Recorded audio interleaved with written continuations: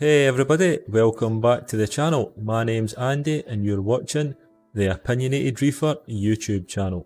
Let's face it guys, an update on how the new Nano setup's doing is well overdue. This is basically going to be two videos in one because I've been really busy over the last few months. But just to give you a little heads up, the biggest change I've made to the tank is I got a new light. But before we get into that, I'll give you a brief overview of how the tank's been doing and some of the other equipment I'm using on the tank. I'm actually really pleased with how things are going. I've not had any problems whatsoever. If anything, the biggest problem is the corals are growing too fast. There's no sign of dinos, there's no sign of cyano, don't have any algae problems. The only pest I seem to have is vermitid snails, and they don't cause much of a problem really. I think a big factor in this is that I've not actually added any new coral to this tank since I started it. Everything came from a well established and relatively pest free tank. I think this highlights that a lot of problems people have really are brought in on corals and other livestock. So if you're really strict with what you let into your tank, you can actually minimise this to quite a great extent. So one of the few problems I have actually had is coral warfare, as you can see between this akin and the Montipora. Now they're not even touching, yet the akin is still pulling it off. Now that is kind of unavoidable in a tank as small as this when you're getting a lot of growth. Even my Euphilia is really taking off. I mean, look at the size of that frog spawn. I'm going to have to frag it because it's starting to kill some of the other SPS behind it. My other Euphilia, they're also splitting and growing heads. So I guess it's a good problem to have. Up in the top part of the scape, all those Acropora have been placed far too close together. I'm probably going to have to move some of them before they start basing out and killing each other.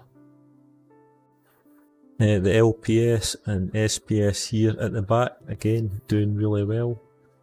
The Duncan splitting, so is the Torch. One of the biggest growers is this green candy cane. I'm either going to have to really trim that back or get rid of it. I mean, it's just multiplying at an exponential rate. I've also got these frags here doing really well that I can't seem to get rid of because nobody wants SPS round here apart from me apparently. So onto the bit I know you want to see. I picked up this bad boy, a Radion XR15 G5 Blue. Now if you watched the previous video, you'll know I started the tank off with a ReefLed 50. Now there's nothing wrong with the Reef LEDs, I still think they're really good lights, but the issue was I just felt like I wasn't getting enough spread for the SPS. There was just too much shadowing with it being a point source light. So what I ended up doing was I ended up buying a ReefLed 90 thinking that it would give me more spread, and now that's a comparison between the 50 and the 90 right there. But as it turns out, the ReefLed 90 and 50 are basically the exact same light. The only difference is that the ReefLed 90 has a bigger heatsink and more LEDs within the central cluster. So as you can see here, the actual hole where the central light cluster is fitted is exactly the same size in both lights. The only difference is that the LED 90 has more Reef LEDs packed into the same size of light unit. I'm guessing this is because it's cheaper to manufacture them that way. But ultimately that means that it doesn't really give you any more spread. At least not without raising the light a lot higher, which wasn't an option for me. So now we come to the fatal flaw I made when I was setting up this tank. I shouldn't have put the drain in the central position. It's prevented me from mounting any light in the dead centre above the tank. and prevent me from using like the official Radion mounting arm. This turned out to be a real problem, and it had me perplexed for a little while. But the solution I came up with was to buy these cheap Amazon mounting arms, just use 2 of them, and then I got an official Radion hanging kit and just hung it from these arms. It seems to work well. So here is what I'm currently running in the Sump.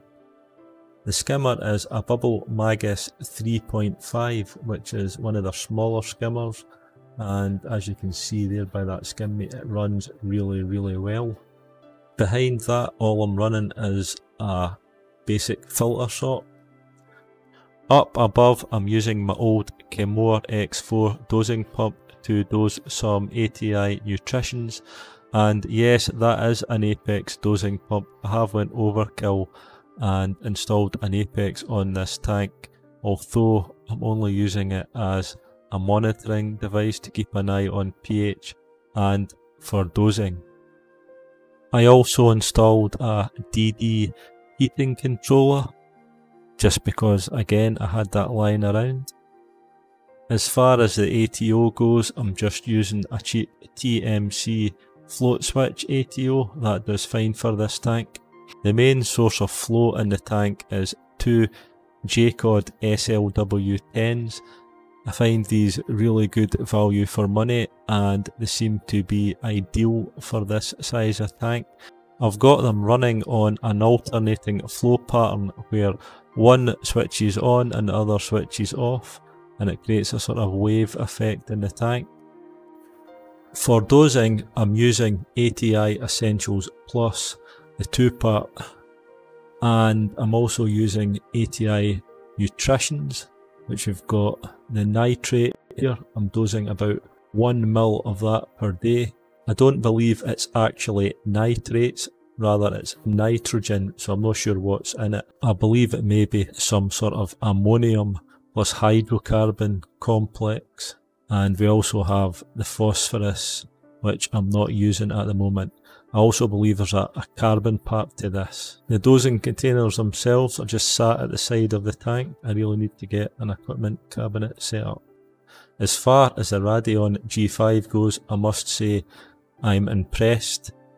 It definitely does grow corals, and I think the next video will be around what I think of this light, but initial impressions are the G5 Blue is pretty much the same as running ATI Blue Plus T5 bulbs, at least that's what it looks like to my eye.